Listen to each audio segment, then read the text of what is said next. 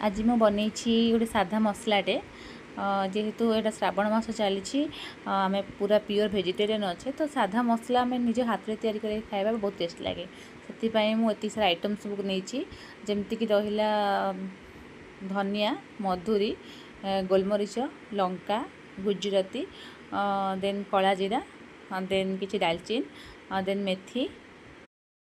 मेथी पर मुझे नहीं गली कि जीरा और कि सोरिष मुझे सारा आइटम को कौन कली फास्ट भाजिली ये मु लंका भाजिली लंकाटा किस समय भाजापी पड़े देन टिके डालचीनी की भी टिके भाजीदेली तापर भाजिली मधुरी सरी तापर भाजिली मेथी भाजवा पर मुझे भाजिली जीरा देन बाकी ये सब आइटम गुड़ा सब नॉर्मल कम कम गैस भी ये हो जाए से कम समय तक भाजिली भाज सारा